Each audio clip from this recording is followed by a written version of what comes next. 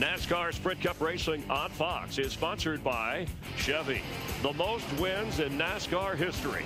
That's an American revolution.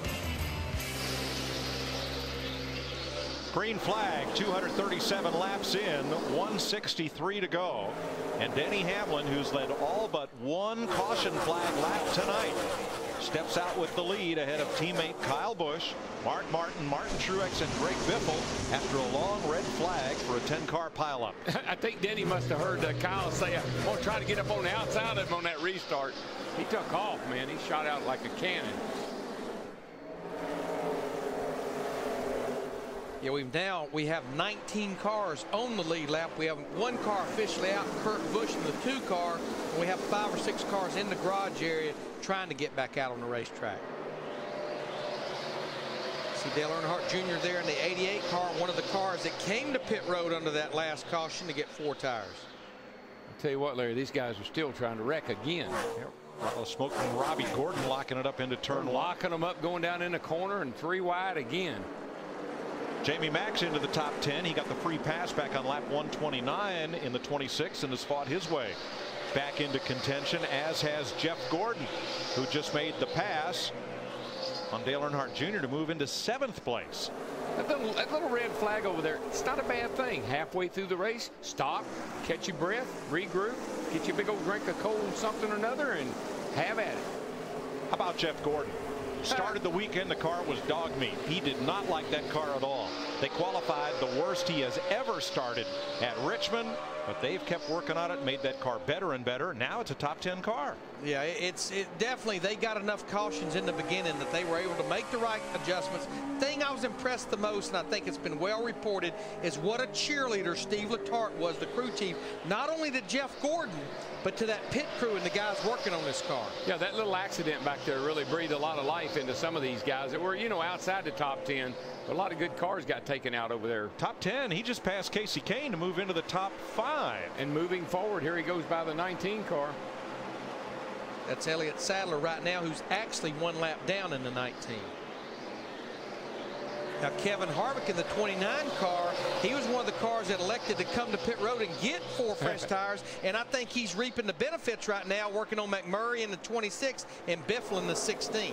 After last night, I'd say he'll come to pit road every time there's a caution. What's he saying, Matt? And that was the deal, DW. Last night, it was a no-win situation. Tonight, he hit pit road, still trying to make some progress on this race car. His biggest issue, trying to get some forward bite out exit.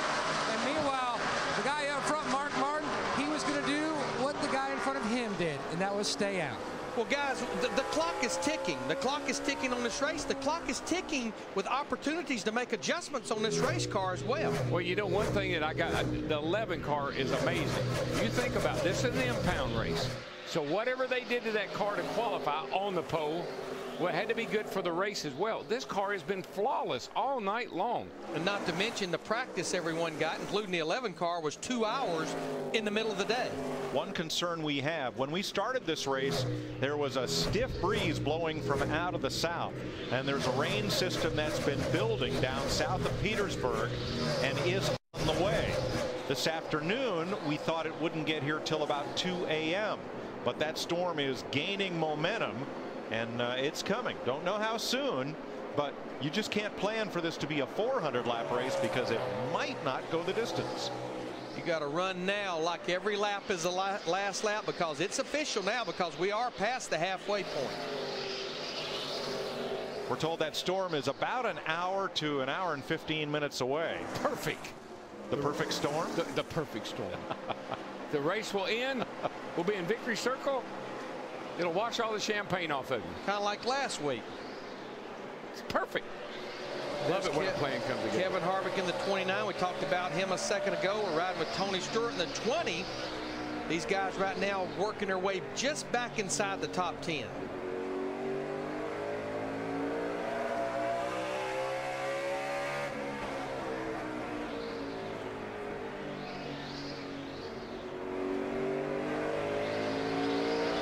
You know, just in front of this car is right here, a car that we've not really had a lot of time to talk about tonight. Our Daytona 500 winner, Ryan Newman, in that 12 car, had a great finish at Talladega. Since Daytona, they really hadn't accomplished a whole lot, but now it looks like they're maybe getting back on track with that 12 car. Yeah, he's sitting there in a nice spot. Elliott Sadler in the 19 threatens to knock the wall down at both ends of the speedway every lap. He's up there in that Michael Waltrip groove. There is Michael in the 55, and they're both running as close to the barrier as you can get. As I watch these cars here tonight, I can only think about next weekend, next Saturday night at Darlington, because there you literally rub the wall. This car doesn't seem to be affected by getting up against the wall and rubbing against it.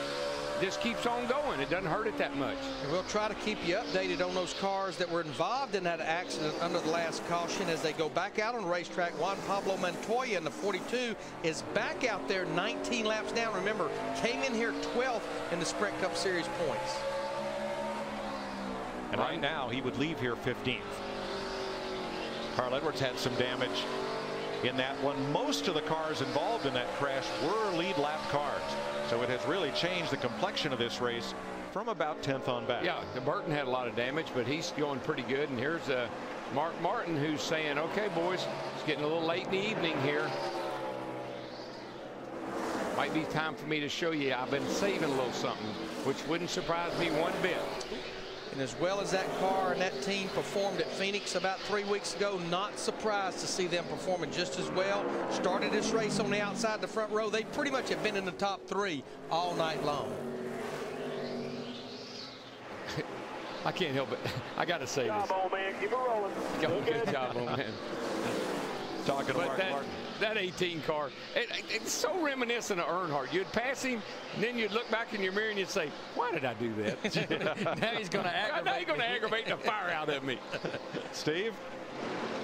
Mike, the report from Kyle Busch, he says the drive off the corner is okay, but I've gotten tight in the center. I just can't keep up right now.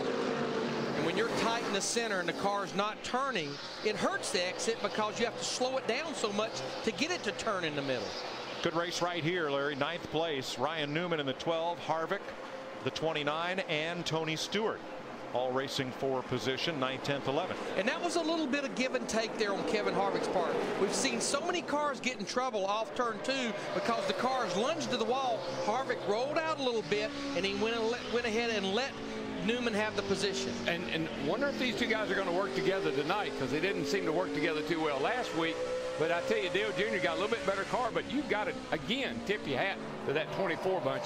This is a pass for 5th place.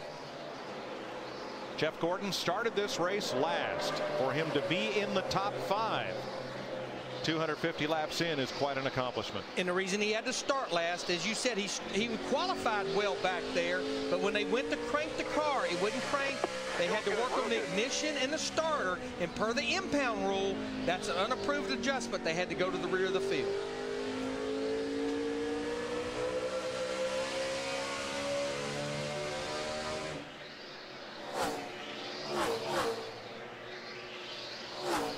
.258 laps complete, 142 to go. Denny Hamlin out in front for almost this entire race.